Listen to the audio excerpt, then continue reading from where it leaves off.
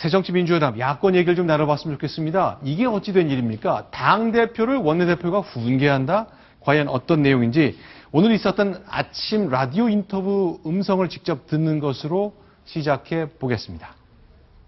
지금까지 혁신이라는 것으로 과거의 패배를 승리로 바꾸겠다는 것이었는데 그것들이 이제 부족했던 것이 말하자면 문재인표 혁신이 미흡하거나 일부 부족하거나 패배했을 때는 정치적 리더는 그 책임에 맞게 스스로 정책 행보를 해 나가는 것이 이제 옳은 방법이다 이렇게 생각합니다. 지금까지는 이제 바로 사퇴하는 것으로 당의 또 위기를 극복해 왔는데요. 여러 가지 방법이 있지 않겠나. 네, 지금까지는 사퇴하는 방식으로 선거 패배에 대해서 책임을 져왔다. 예, 대체로 그래왔다는 얘기입니다. 류병수 반장. 네. 실제로 원내대표가 당대표로 물러나라고 얘기한 겁니까, 이게? 아침 라디오, 지금 들으신 그 라디오 네. 내용으로서는 분명하게 네. 당대표가 두 번의 그 보궐선거의 패배의 책임을 지고 네. 물러나는 선택도 해야 한다. 이런 내용을 분명히 말한 것으로 그렇게 해석이 됩니다. 네, 그런데 잠시 후에 기자들이 달려갔죠. 이정걸 원내대표한테 아니 어떻게 된 겁니까? 라디오에서 진짜 그렇게 얘기하셨어 하니까 약간 좀 바뀐 것 같네요. 전면적으로 이렇게 얘기를 했습니다. 내가 책임론을 말했나라고 물어봤죠. 네. 기자들한테 물어봤고요. 그런 다음에 기자들이 라디오에서 얘기를 했습니다라고 했더니 선거 결과에 대한 정치 지도자들의 행보는 여러 가지가 있다고 얘기한 것이다. 그러니까 제가 듣기에는 네. 책임론 부분을 전면적으로 부인하지는 않으나 네. 그 밑에 글을 얘기를 보면 네. 정치 지도자들의 행보는 여러 가지가 있다. 이 안에는 분명히 사퇴 부분도 있지만 너무 직접적인 그 얘기였기 때문에 조금 톤을 낮춘 게 아닌가 이렇게 좀 해석이 됩니다. 뿐만이 아닙니다. 자, 지난주에 선거에서 예상외의 패배, 별로 중요하지 않은 선거를 했지만 새정치민주연합이 크게 졌거든요. 그 이후에 여러 가지 목소리가 많이 높아지는데 이종걸 원내대표뿐만 아니라 안민석 예결위 간사도 비슷한 취지의 얘기를 했습니다. 이 얘기 들어보고 도대체 어떤 일이 벌어지고 있는 것인지 점검해 보겠습니다. 문 대표님이 책임을 지셔야 하는데 문 대표님이 스스로 백의 종언하겠다는 자세의 결단을 이제 해주시면은 또 밖에 계신 천정배 의원도 모시고 오고 정동영 의원님도 모시고 오고 그래서 모든 우리 그 야권 세력이 똘똘 뭉쳐서 내년에 총선을 치를 수 있어야 된다. 그게 제 생각이고요. 문 대표님이 결단을 스스로 하셔야 된다. 억지로 끌어내려서는 또 당이 또다시 내분되기 때문에. 네, 그만두시긴 하는데 억지로가 아니라 스스로 내려와야 된다. 그런 얘기네요. 그렇습니다. 그 사퇴를 해달라 이런 사실 네. 요구인데요. 지금 그 안민석 의원뿐만 아니라 네. 그 비주류 비노 의원들 사이에서는 집단적으로 지금 의사 표명을 통해서 네. 당 대표가 이 재보선에 대해 책임을 지고 어떤 거취를 결정해 줘야 된다라는 그 의사 표명을 지금 준비하고 있는 그룹도 있습니다. 네.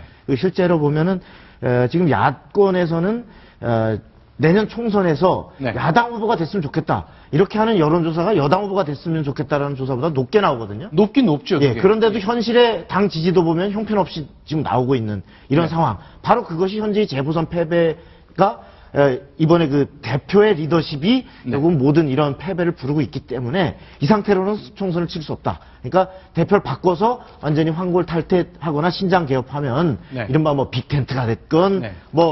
집 나간 지금 의원들을 다시 들어오게 했건 간에 이러면 이길 수 있는 길인데 이 부분에 대해서 분명하게 거취를 표명해 줘야 된다. 이런 요구가 아마 지금 끊이지 않고 이렇게 가고 있는 상황입니다. 그래서 이런 여러 가지 문재인 대표의 사퇴에 대한 비주류의 여러 가지 주장들이 나올 때마다 계속 관심을 끄는 것은 네.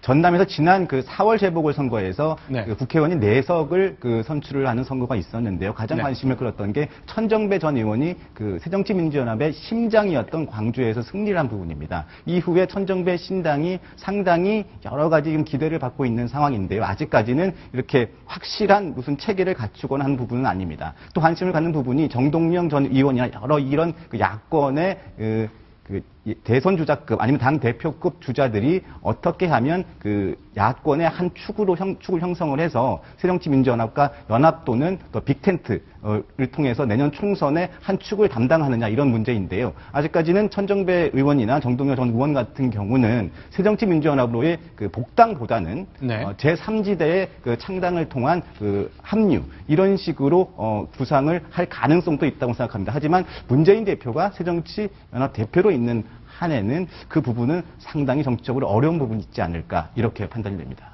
그러니까 문재인 대표가 올 2월 달에 전당대회를 통해서 당대표가 될 때 했던 얘기 제가 기억나는 게 승리하는 야당이 되겠다. 선거에 너무 오랫동안 반복해서 졌다. 그러니 내가 당대표가 되면 반드시 승리하는 야당을 만들겠다고 했는데 사실 그 외에도 계속 졌거든요. 대체 그 포인트에 대해서는 뭐라고 좀 설명하는 게 있나요? 이번 재보선의 참패는 24개 중에서 15개를 여당이 이겼고, 네. 단 2개를 지금 새정치연합이 건졌고, 네. 7개가 무소속이 됐는데요. 네. 이것에 대해서, 자, 국회의원이 없고, 네. 투표율이 20%에 평균 불과했다. 네. 이렇게 의미를 축소하고 있지만, 네. 이것은 굉장히, 이번에 20%지만 전체 표 찍은 사람들의 숫자를 합치면 100만 명입니다. 네. 100만 명이라는 숫자를 그 유권자의 민심을 굉장히 폄하하는 네. 아까 얘기했듯이 패배에 대한 책임을 희석시키기 위해서 네. 선거의 의미를 함부로 이렇게 폄하하는 건 굉장히 유권자들에게 이번에 표 찍지 않은 다른 유권자들에게도 굉장히 이 당은 도대체 책임이라는 게 없는 당이냐 네. 이런 인식을 줄 수 있기 때문에 굉장히 잘못된 인식인데 지금 그렇게 투표율 탓을 하는데 우리가 여론조사 하잖아요. 네. 여론조사에서 대권 후보 누가 1등이다, 2등이다 할 때 1000명, 많아야 2000명 이렇게 합니다. 아까 그것도 그 사람들은 표를 찍으러 나간 것이 아니고 네. 전화로 응답하는 건데 네. 스스로가 가서 도장 찍고 와서 한 100만 명의 민심을 네. 이렇게 회피하는 것은 내년에 정말 큰 선거 네. 총선에서 패배를 자초하는 길이다. 이런 위기의식이 높아지고 있습니다. 알겠습니다. 이번엔 이제 여당 소식으로 가보겠습니다. 김무성 새누리당 대표 음성을 흉내내가지고 사기친 사람들이 최근에 이제 논란이 됐었는데 그 음성이 공개됐다면서요? 네, 부산진 경찰서에서 오늘 네. 진짜 김무성 대표와 음성이 흡사한지 음성을 공개했는데요. 준비되어 있으시죠? 네, 알겠습니다. 저희가 음성을 짧게 준비해봤습니다. 같이 듣겠습니다. 거의 간호부장 모실 건데죠. 이거 간호부장이 누가 있지 여성병원에? 저 간호부장실이 3269인가? 아니야, 연결해줘. 3269 맞는가? 아까 좀 장황하게 복잡한 사항을 말씀드렸습니다만은 이건 국가의 공동 목표입니다. 대통령 생각과 우리 당의 생각 같습니다. 우리나라 미래가 걸린 문제인 만큼 야당과 같이 공조를 취해야 될 문제입니다. 자, 고맙습니다. 이것에 대한 설명은 저 경상도 분인 여성원 변호사께 좀 질문 드려야 되겠네요. 비슷한가요? 어떠세요?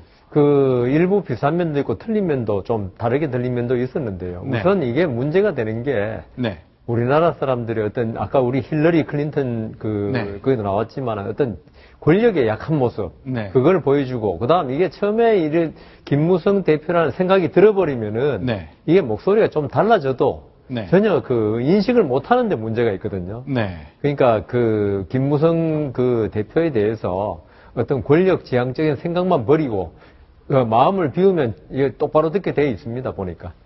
네.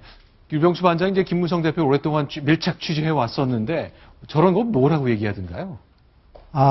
지난 3월 달에 공식 회의석상에서 김무성 대표가 저 얘기를 했습니다. 네. 나를 사칭해서 지금 어떤 돈을 요구하는 사람들이 있는데 네. 거기에 현혹되지 말아라라고 얘기를 했는데 저도 그 얘기를 듣기만 들었지 저 목소리를 직접 들어본 적은 없었거든요. 네. 그런데 제가 오늘 들어보니까 네. 상당히 지금 속을 수도 있다라는 네. 생각을 했습니다. 왜냐하면 톤이라든가 여러 가지 목소리 굵기라든가 이런 부분이 네. 상당히 유사한 것으로 지금 저도. 권력의 앞에 이제 눈 멀고 귀 멀게 되면 저게 다 똑같이 들리는 거죠. 근데 김무성 대표의 네. 특성이 보니까 반말을 좀 잘하시는 거더라고요. 저기도 반말이 나오니까 네. 김무성 대표가 이러는데 앞으로 김무성 대표 존댓말을 좀 쓰시면 속는 사람이 좀 적을 것 같습니다. 반말 때문에 더 네. 많이 속아 넘어갔다는 건데요. 7명 정도가 2,700만 원 정도를 네. 뜯겼습니다. 이 남성에게. 근데 주로 이 사기를 친 이 남자가 주로 반말로 여성들을 상대로 많이 사기 행각을 벌였다고 해요. 나야, 나 모르겠어. 이렇게 물어보면서, 네. 지금 VIP 모시고 부산에 왔는데 기부금을 좀 내라. 그럼 또 네. 기부금 내라고 하니까, 또 뭐 여성 구의원들 같은 경우 달려나가서 이 남자는, 김무성 대표 대신 내가 특보인데 나왔다 해서 네. 현장에서 돈을 받아갔다고 합니다. 그런 식으로 사기 행각을 벌였는데 마지막에 이 반말 때문에 덜비가 잡혔어요. 어떤 네. 교수한테 반말로 얘기했더니 이 교수가 김 대표가 나한테 반말할 리가 없는데 이상하다 생각해서 네. 신고를 해서 잡혔다고 합니다.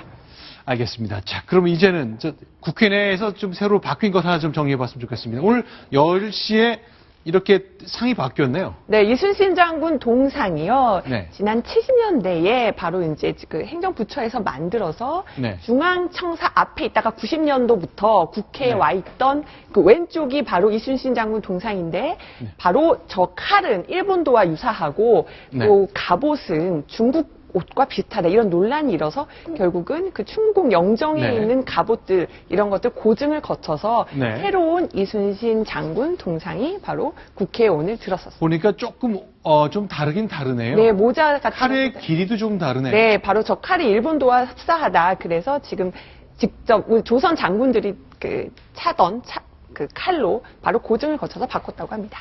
네, 자 고증을 거쳐서 일본풍과 중풍이 담긴 이순신 장군의 동상 국회의사당 바로 로텐더홀 정면에 있었던 건데 그 내용을 좀 바로잡는 행사가 있었습니다.